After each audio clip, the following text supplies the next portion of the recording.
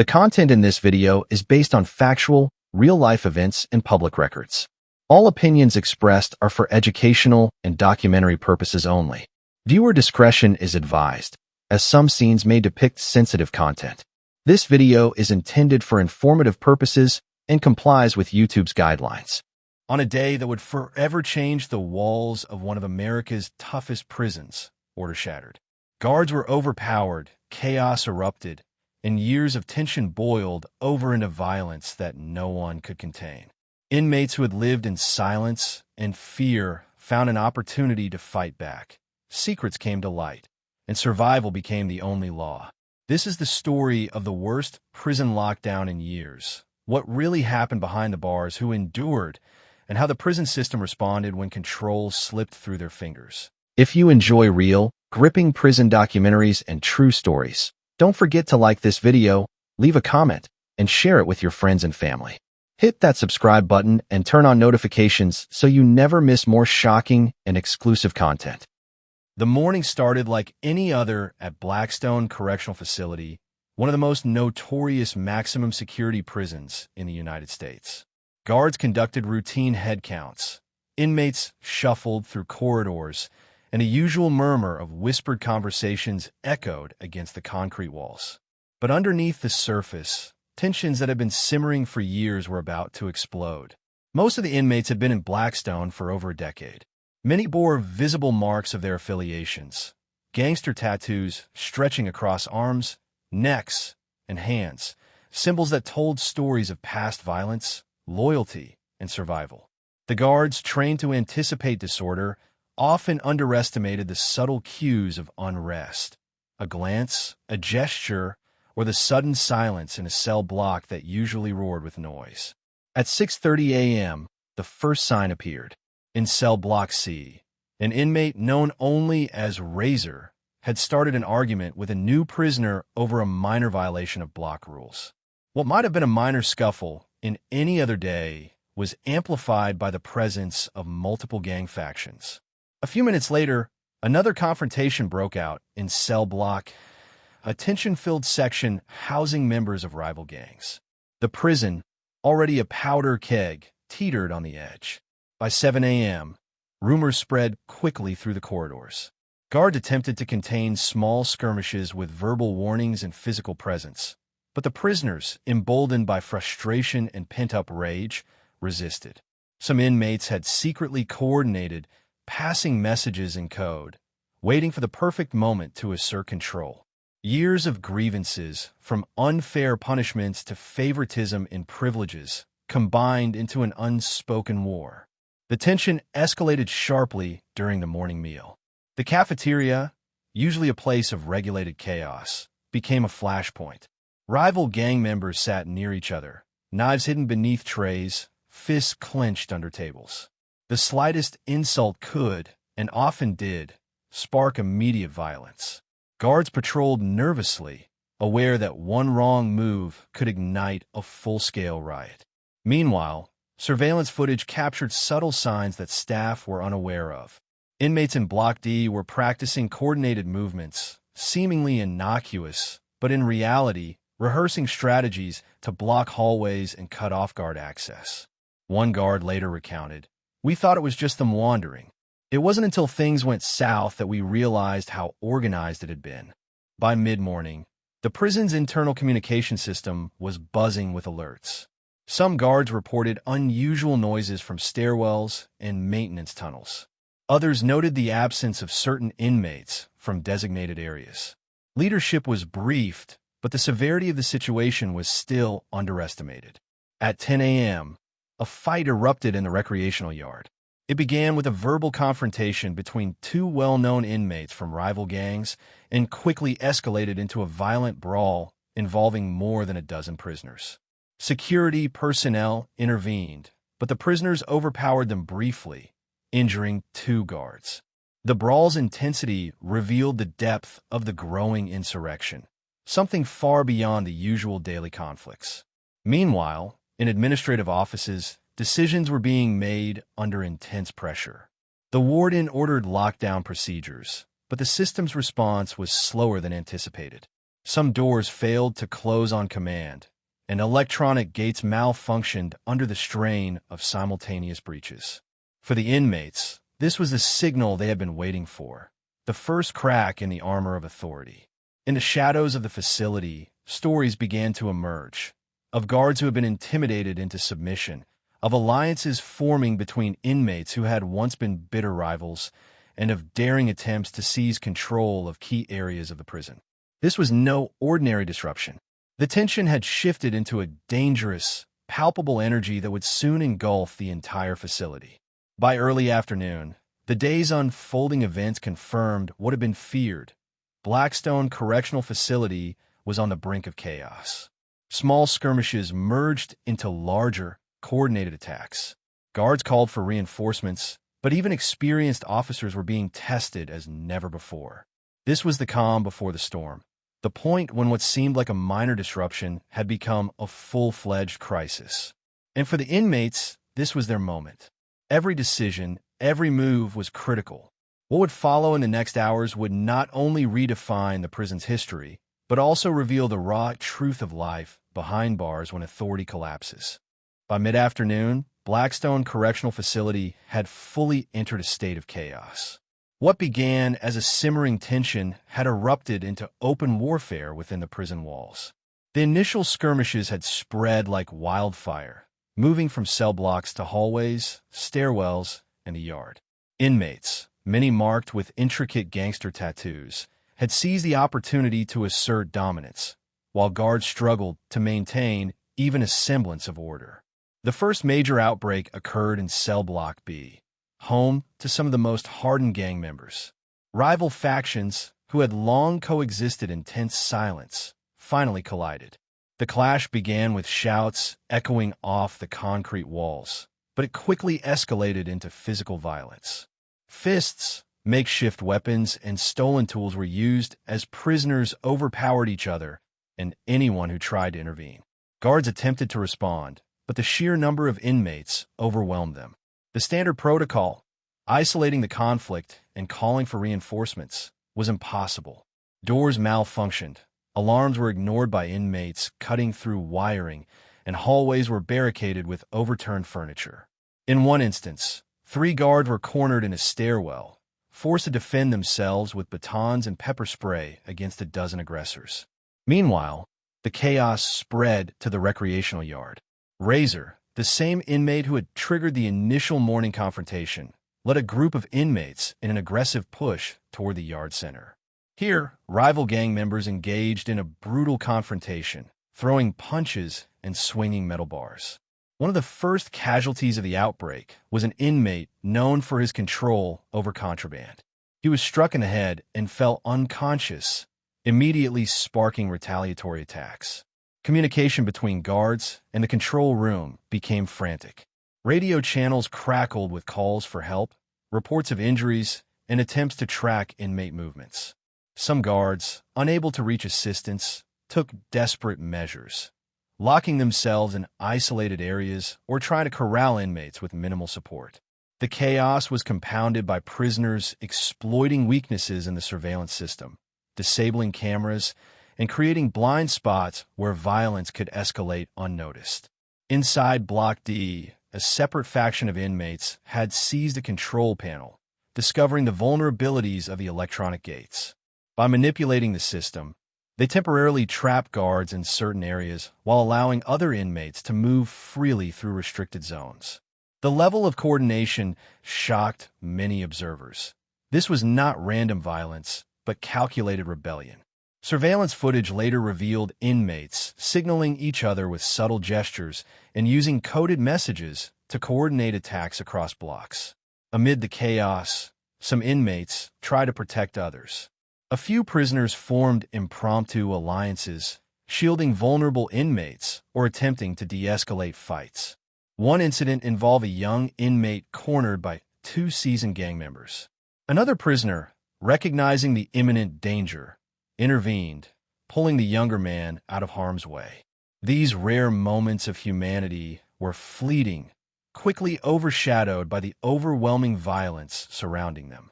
The first major injuries to guards occurred around 2 p.m. During a desperate attempt to regain control in the administrative wing, a group of inmates overpowered a security checkpoint. Guards were struck, sprayed with makeshift chemicals, and knocked to the ground. Hospital reports later confirmed multiple fractures and lacerations, some severe enough to require surgery. The morale among the remaining officers plummeted as they realized that standard protocols were insufficient for the scale of the outbreak. In parallel, prison leadership was forced to make urgent decisions. The warden ordered an emergency lockdown and summoned additional forces from neighboring facilities. SWAT teams were dispatched, but their arrival would take hours. In those critical moments, the prison's internal security was left to a dwindling group of guards, many exhausted and demoralized. The outbreak also exposed fractures within the inmate population. Not all prisoners supported the violence. Some sought to maintain order within their own factions or prevent further casualties. Others exploited the confusion for personal gain, stealing contraband, asserting dominance, or exacting revenge for past grievances. The prison was no longer a structured institution, but a volatile ecosystem where every action had immediate and sometimes deadly consequences. By late afternoon, chaos reached a peak. Cell blocks were engulfed in fighting, corridors littered with overturned furniture, broken glass, and improvised weapons. Inmates shouted orders to each other, forming temporary hierarchies based on strength and influence. The air was thick with smoke, dust, and the sounds of violence echoing through concrete halls. Guards attempted to intervene, but for many, survival became the priority. Amid the violence, critical incidents occurred that would later dominate media coverage. A small group of inmates attempted to breach the main control room, where surveillance monitors and communication systems were centralized. If successful, they could have effectively paralyzed the prison's ability to coordinate a response. Fortunately, a handful of remaining officers managed to lock the doors just in time, preventing a complete systemic collapse. Throughout the outbreak, surveillance footage and later interviews revealed chilling details. Inmates coordinating movements, identifying vulnerable targets, and exploiting every security lapse. Some of the most experienced gang leaders demonstrated tactical knowledge, rivaling military training, turning the prison into a battlefield where every corridor, stairwell, and cell block became a contested zone. As night fell, the initial frenzy began to subside. Not because control had been regained, but because exhaustion and injuries forced a temporary halt in violence. Bloodied and battered, both inmates and guards surveyed the damage. The prison looked drastically different from that morning. Walls were scarred, furniture destroyed, and the usual rigid order replaced with uneasy silence. This outbreak, though temporary, left an indelible mark on Blackstone Correctional Facility. It exposed vulnerabilities in staffing, security systems, and crisis response protocols. It also revealed the lengths to which inmates could coordinate and execute violent rebellion when opportunity presented itself. And while some prisoners gained temporary dominance, the cost was high. Injuries, lasting psychological trauma, and a shaken prison system struggling to restore order. As the sun dipped behind the high walls of Blackstone Correctional Facility, the chaos of the afternoon gave way to a tense, uneasy calm. The outbreak had not ended. Violence still simmered, but survival became the immediate priority for both inmates and guards. Those who had acted impulsively earlier now assessed their positions, forming alliances, creating strategies, and preparing for the long night ahead. Inside Cell Block A, a notorious hub for gang activity, leaders of rival factions began to negotiate temporary truces. These were not born of goodwill, but necessity. Supplies were low, food, water, and medical items were scarce, and injuries among key members meant that fighting at full capacity was no longer viable. Inmates, marked with gangster tattoos, communicated through subtle gestures, hand signals, and whispered codes, coordinating movements while remaining out of the immediate line of fire. Razor, the inmate whose morning confrontation had escalated the crisis, became a de facto strategist for one of the dominant factions. He identified critical points within the prison, hallways leading to control rooms, stairwells connecting multiple blocks, and weekly monitored cell areas. Teams were assigned to guard these positions, using overturned furniture, improvised barricades, and even stolen tools to fortify their zones. The objective was clear: maintain dominance where possible and avoid being caught off guard by rival inmates or remaining guards. Guards, meanwhile, faced a different kind of strategy. The remaining officers knew they could not restore order through sheer force alone. They adopted a defensive posture, retreating to secure zones and coordinating through radio channels to monitor the most critical areas. Some were forced to barricade themselves in control rooms or administrative offices, relying on communication with outside reinforcements who were still hours away. Fatigue, fear, and frustration were constant companions, but training kept them from abandoning their posts. In Block D, a faction of inmates had discovered a cache of contraband weapons, knives, metal pipes, and sharpened tools. They distributed these to trusted allies, knowing that access to weapons would be crucial for defending territory. At the same time, other inmates scavenged from makeshift defenses. Pieces of metal from broken beds, fire extinguishers, and even large bookshelves became tools in the growing tactical landscape. Every move was calculated. Mistakes could mean severe injury or death. Amid this chaos, some prisoners assumed the role of mediators. They moved between factions, delivering messages and negotiating temporary truces to prevent all-out slaughter. One inmate, a figure often overlooked due to his unassuming appearance but identifiable by his subtle gangster tattoos, managed to broker a short-lived ceasefire between two factions in the West Wing. While temporary, it highlighted a key principle: survival often depended more on cunning and negotiation than brute force. Guards also employed strategy to regain control over critical areas. Teams moved methodically through hallways, using defensive formations and focusing on isolating the most aggressive inmates. Surveillance cameras, some still operational despite tampering, provided limited but essential visibility. Officers used radios to communicate movement plans, often coordinating in near silence to avoid detection. Every corridor was a potential ambush, every corner a threat. The first real-life injuries requiring medical intervention occurred during this phase. An inmate was struck in the head with a blunt object, while another fell from a damaged stairwell. Guards, despite their defensive posture, attempted to provide aid where possible, but the combination of injuries and logistical challenges meant that many victims received only minimal care until external support arrived. The hospital wing, now overwhelmed, became a triage zone in the midst of an ongoing riot. Throughout the prison, patterns began to emerge. Stronger factions consolidated power in certain blocks. Weaker ones retreated to avoid immediate confrontation.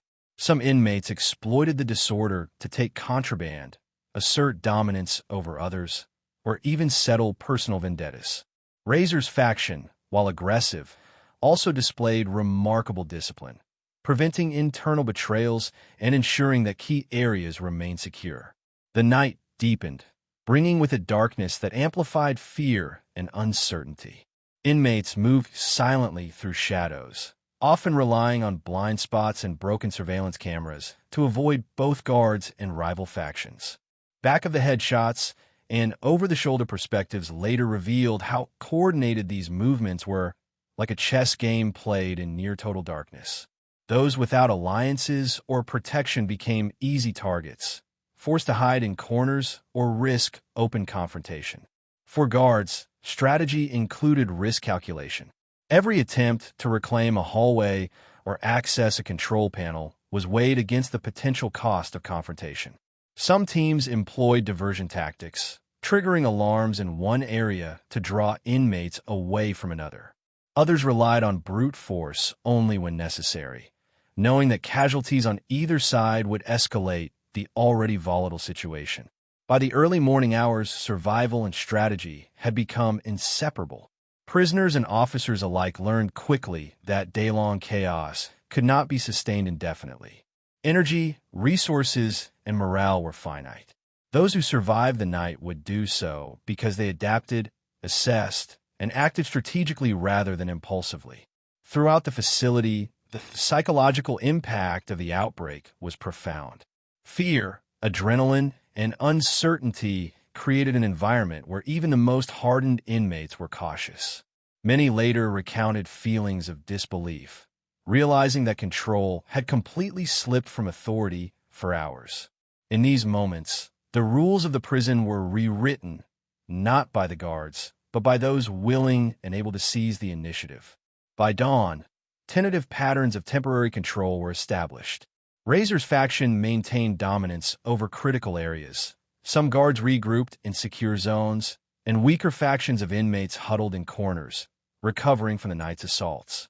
The first sense of order began to emerge, but the prison had fundamentally changed. Damage to infrastructure, broken windows, destroyed doors, and compromised electronic systems meant that full control would require significant effort in the hours ahead. The day's survival strategies became key to understanding the crisis. The combination of calculated violence, negotiation, and improvisation by inmates, alongside tactical defensive measures by guards, underscored a central truth. In a prison, control is never absolute.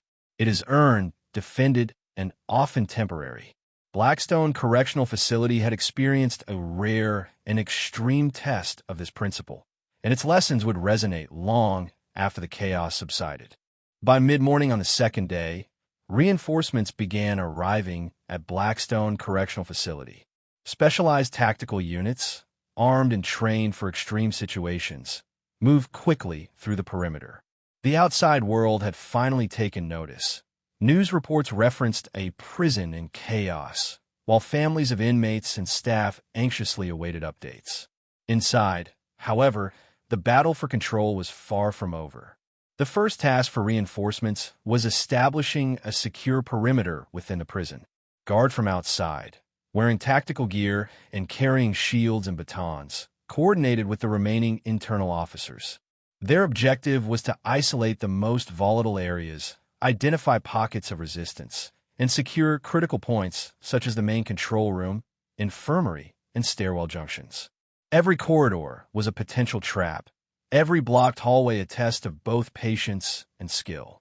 Razor's faction, which had maintained dominance over several blocks, realized the stakes had shifted.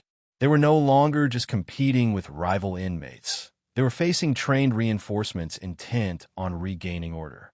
Some members retreated to secondary positions, barricading doors and creating choke points to slow the advance of the tactical teams.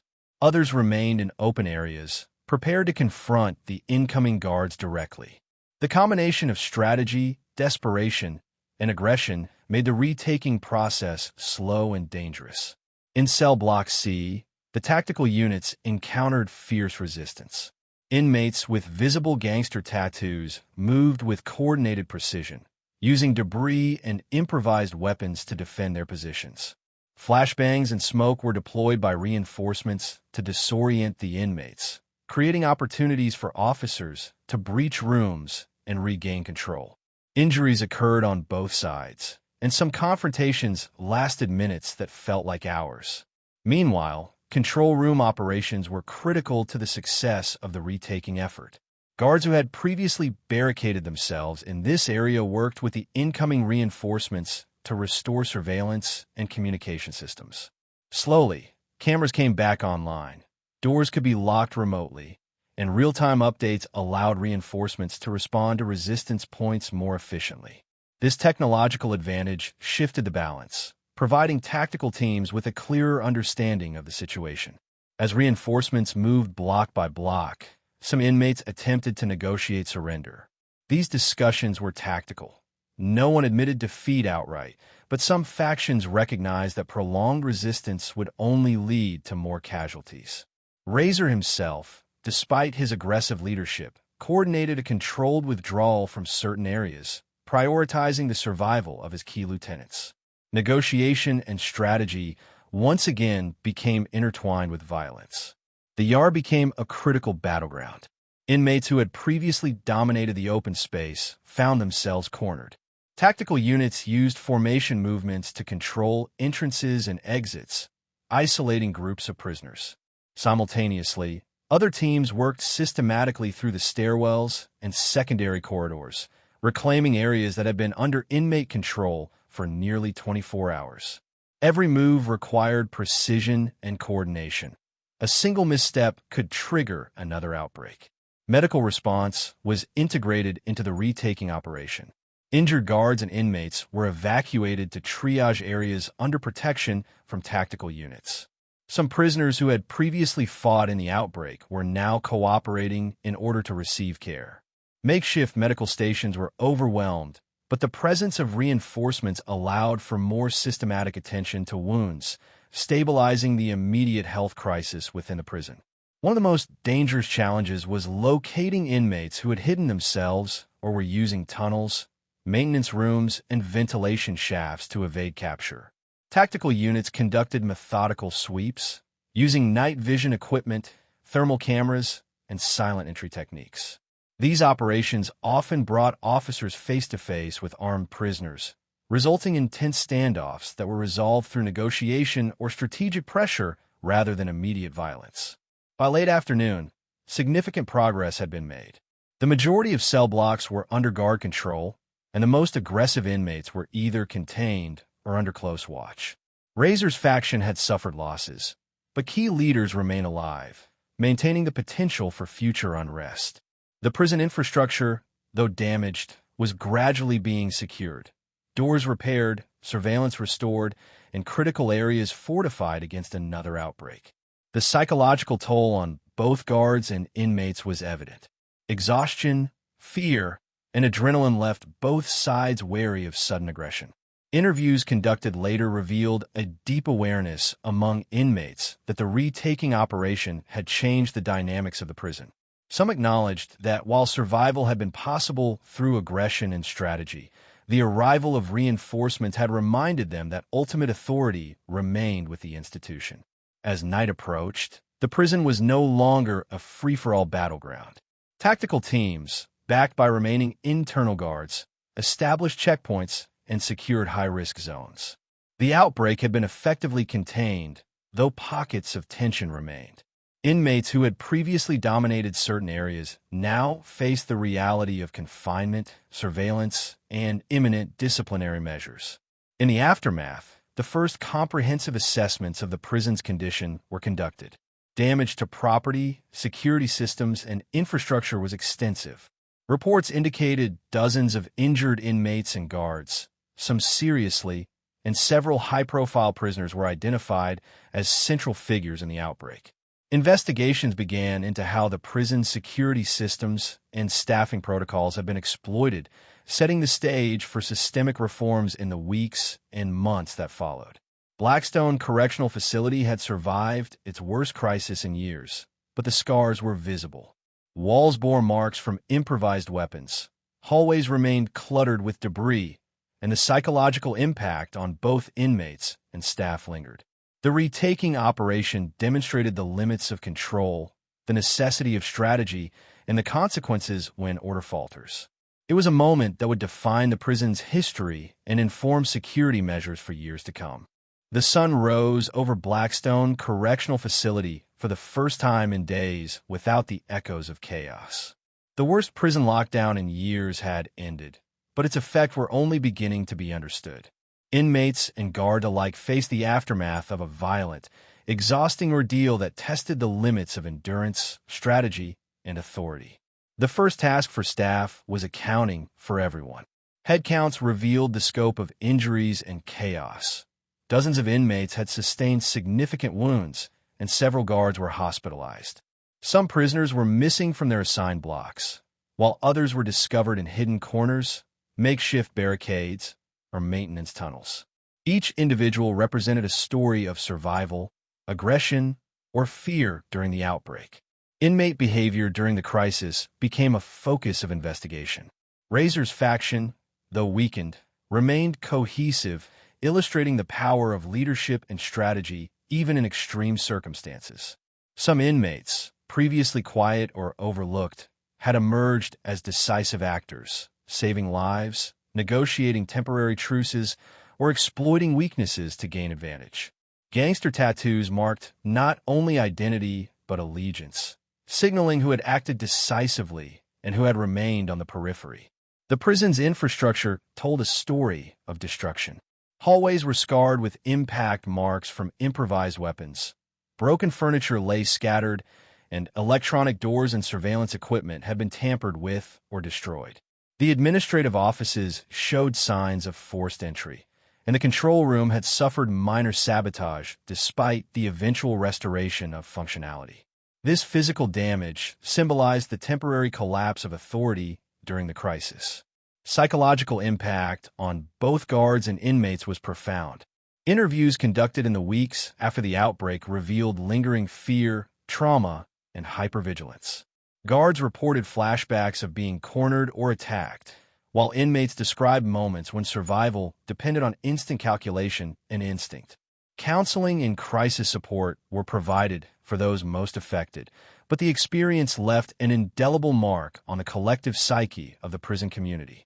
The prison system itself faced scrutiny.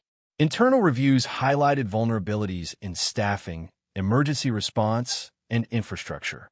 Questions arose. How had a coordinated outbreak gone undetected until it reached critical mass?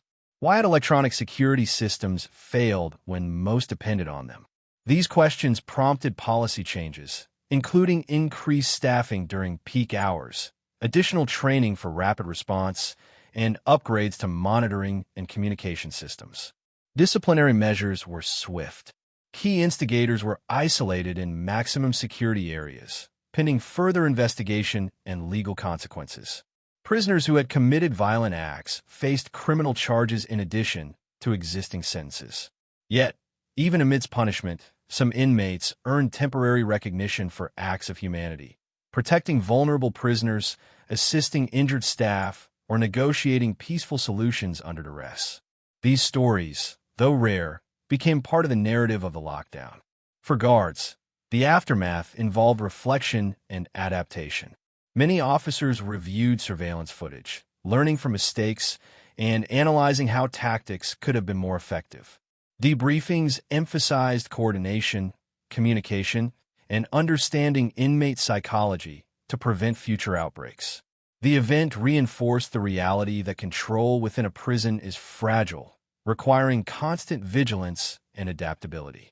The media coverage following the lockdown painted a dramatic picture. Headlines highlighted the unprecedented violence, the injuries sustained, and the eventual retaking of the prison. Yet, the untold stories, the negotiations, the survival strategies, and the moments of courage from both inmates and staff revealed a more nuanced reality. Documentaries and investigative reports would later reconstruct events using archival footage, interviews, and expert analysis, emphasizing the human and systemic dimensions of the crisis. Long-term consequences for Blackstone Correctional Facility included both physical and operational changes. Security upgrades, reinforced doors, and enhanced surveillance became priorities. Training programs for guards incorporated lessons from the outbreak, focusing on anticipating coordinated inmate actions and managing high-risk situations. Inmates faced stricter monitoring, but some also received opportunities for rehabilitation programs that emphasized conflict resolution and behavior management. For the prisoners, the experience was transformative. Many recognized the limits of their power in a structured institution, while others learned the value of alliances, negotiation, and strategic thinking. Razor and his faction retained influence, but the arrival of reinforcements demonstrated that ultimate authority remained with the institution. The crisis had redefined relationships, hierarchies, and the balance of power within the prison walls. Reflection on the event underscored a central truth. In a correctional facility, control is never absolute. Authority can be challenged, systems can fail, and individuals can exploit vulnerabilities, but the ability to survive, adapt, and navigate chaos defines the outcome. Blackstone Correctional Facility's worst lockdown in years was more than an isolated incident. It was a test of human resilience, strategy, and the limits of institutional power. The lessons extended beyond the prison. Analysts and policymakers studied the outbreak to inform broader corrections practices, emphasizing preparedness, communication, and proactive management of tensions. The event became a case study in how systemic vulnerabilities can escalate into widespread violence, and how human decision-making, both among those enforcing rules and those challenging them, shapes the course of crises. Months later, the facility had returned to a semblance of normalcy. Hallways were repaired, surveillance upgraded, and routines reestablished. Yet, the memory of the outbreak remained vivid in every corner. Scars on walls, stories whispered among inmates, and the cautious vigilance of guards who had survived the ordeal. Blackstone had endured, but the day the guards lost control left a permanent mark on the prison's history, a reminder of the fragile balance between order and chaos.